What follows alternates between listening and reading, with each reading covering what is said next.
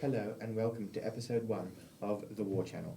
This evening we'll be looking at World War I and World War II and the Vietnam War, trying to answer, is history doomed to repeat itself?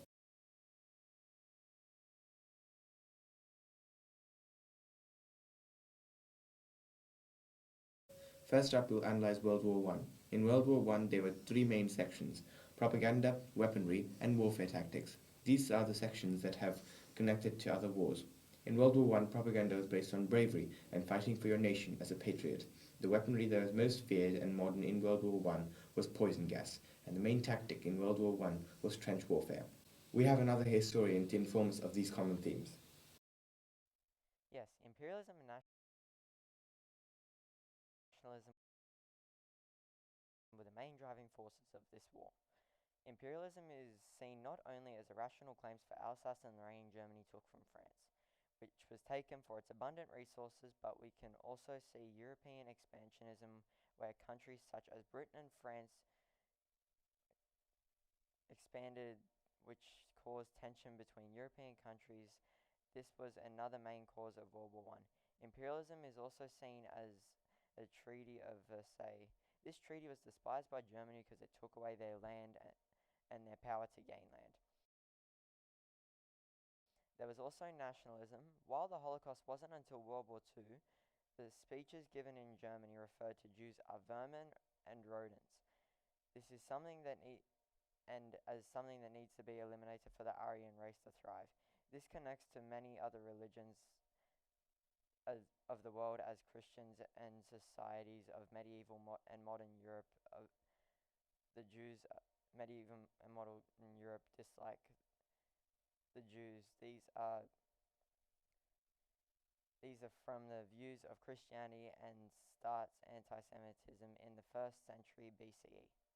In World War II, we can still see traces of patriotism in the propaganda, but the patriotism is twisted into the alien factor to make people fear the enemy. We can see that the most popular weaponry is almost the same, but we don't see much poison gas. Instead, at the end of World War II, we see nuclear bombs, which were inspired by poison gas. Warfare tactics are not the same in these two wars. Again, we see that this war starts and ends with imperialism. The main goals for this war were also set around nationalism. We have another historian to inform us of these common themes. Yes, we can see that the war started with the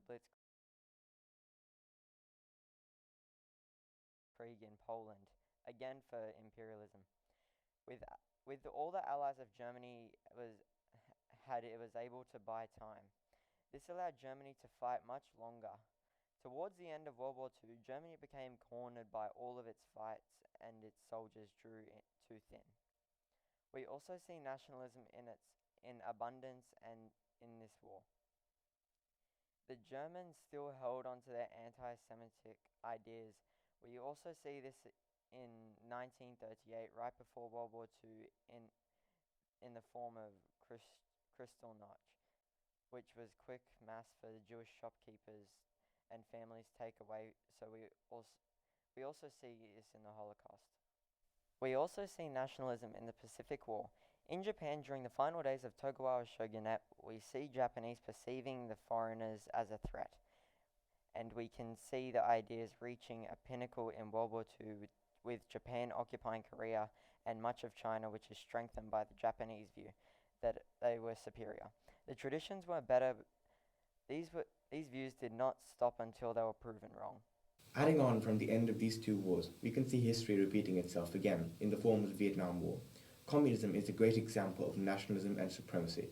While North Vietnam was a communist, Southern Vietnam was not, and was against it, and the US helped the South to stop the North from occupying the South with its communist ideas.